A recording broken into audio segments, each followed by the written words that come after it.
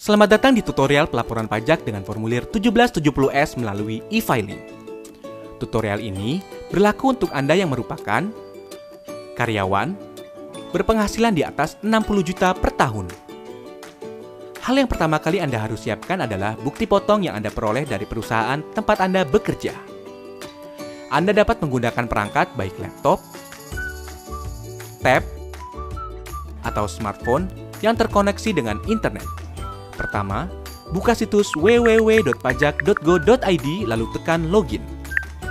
Setelah itu, isikan nomor pokok wajib pajak dan password, serta kode keamanan dan klik login. Anda akan diarahkan ke dashboard layanan digital perpajakan. Klik pada tab Lapor, klik pada ikon e-filing, kemudian klik Buat SPT. Anda akan diberikan beberapa pertanyaan terkait dengan status Anda. Anda dapat mengisi melalui formulir, panduan, atau upload SPT. Pada tutorial ini, kita akan menjelaskan pengisian SPT 1770S menggunakan formulir. Maka, pilih opsi dengan bentuk formulir. Tekan tombol SPT 1770S dengan formulir. Tahapan pertama dalam pengisian SPT adalah isi data formulir. Isi tahun pajak, isi status SPT normal. Pembetulan hanya dipilih jika Anda menemukan kesalahan pada SPT tahunan yang sudah Anda laporkan sebelumnya. Lalu klik langkah selanjutnya.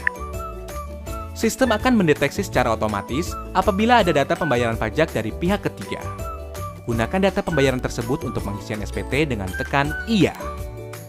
Bila tidak, Anda dapat menggunakan formulir bukti potong sebagai acuan pengisian SPT. Pada lampiran 2, pada bagian A, isikan data penghasilan final. Pastikan data penghasilan final yang terekam telah sesuai dengan bukti potong yang Anda terima. Jika ada bukti potong yang belum terinput, klik Tambah. Pilih sumber penghasilan, isikan nilai penghasilan bruto dan PPh terutang. Anda juga dapat mengubah atau menghapus data yang Anda rekam bila terjadi kesalahan. Pada bagian B, isikan daftar harta yang Anda miliki pada akhir tahun. Data harta yang telah Anda input pada tahun sebelumnya dapat Anda tampilkan kembali melalui menu Harta pada SPT tahun lalu dan lakukan penyesuaian. Jika Anda ingin menambahkan data harta lainnya, klik Tambah. Pilih kode harta sesuai dengan jenis harta, isikan keterangan nama harta dan tahun perolehan. Pada kolom harga perolehan, cantumkan nilai pada saat Anda memperoleh harta. Ingat, saat memperoleh harta. Isikan deskripsi lebih lanjut pada kolom keterangan. Pada bagian C, isikan daftar utang pada akhir tahun. Data utang yang telah Anda input pada tahun sebelumnya dapat Anda tampilkan kembali melalui menu utang pada SPT tahun lalu dan lakukan penyesuaian. Jika Anda ingin menambahkan data utang lainnya, klik Tambah. Pilih kode utang sesuai dengan jenis utang, nama pemberi pinjaman, alamat pemberi pinjaman, tahun pinjaman, dan jumlah utang yang tersisa pada akhir tahun. Klik Lanjut. Pada bagian D, isikan daftar susunan anggota keluarga sesuai dengan kondisi pada awal tahun pajak SPT yang Anda laporkan. Klik langkah berikutnya. Pada lampiran 1, bagian A, isikan penghasilan bersih yang diperoleh dari dalam negeri yang bukan final antara lain bunga, royalti, sewa, penghargaan dan hadiah, keuntungan dari penjualan atau pengalihan harta, penghasilan lainnya. Pada bagian B, isikan penghasilan yang tidak termasuk objek pajak sesuai dengan pasal 4 ayat 3 Undang-Undang Pajak Penghasilan. Pada bagian C, isikan daftar pemotongan atau pemungutan pajak dari bukti potong yang telah Anda terima. Isikan jenis pajak, NPWP pemotong pajak yang valid, nomor bukti pemotongan atau pemungutan, tanggal bukti pemotongan atau pemungutan, dan jumlah PPh yang dipotong atau dipungut. Klik langkah berikutnya.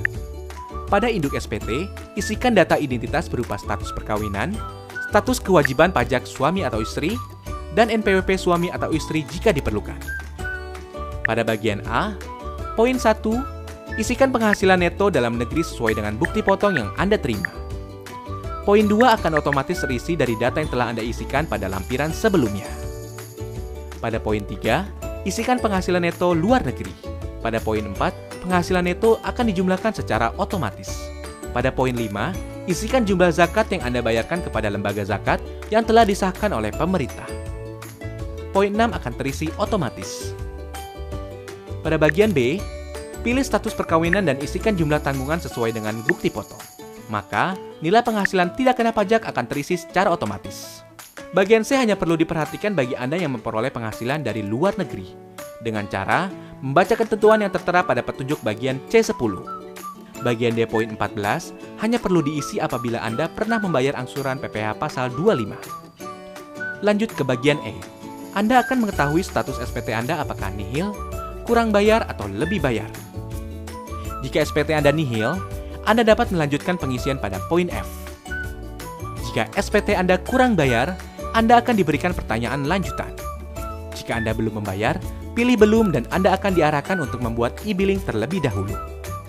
Bila Anda telah membayar, isikan data bukti pembayaran berupa jenis pembayaran, yaitu nomor transaksi penerima negara atau pemindah bukuan. Isikan kode NTPN atau pemindah bukuan Anda, lalu isi tanggal dan jumlah pembayaran. Jika SPT Anda lebih bayar, silakan unggah dokumen pendukung berupa bukti pemotongan pajak dari perusahaan atau bukti pembayaran lainnya. Pada poin F, hanya dikhususkan bagi Anda yang secara rutin memiliki status SPT kurang bayar. Lanjut ke pernyataan. Centang pernyataan setuju bila Anda yakin bahwa data yang Anda isikan sudah benar. Langkah terakhir adalah ambil kode verifikasi. Secara otomatis kode verifikasi akan dikirimkan melalui email Anda. Salin kode tersebut pada kolom yang disediakan, klik kirim SPT, maka SPT Anda akan terekam pada sistem DJP. Anda akan mendapatkan bukti penerimaan elektronik sebagai bukti bahwa Anda telah melaporkan SPT. Jika Anda masih memerlukan bantuan, silakan kunjungi www.pajak.go.id atau telepon ke Kering Pajak 1500-200. Subscribe channel YouTube Ditjen Pajak RI untuk memperoleh informasi dan tutorial lain. Pajak kuat, Indonesia maju.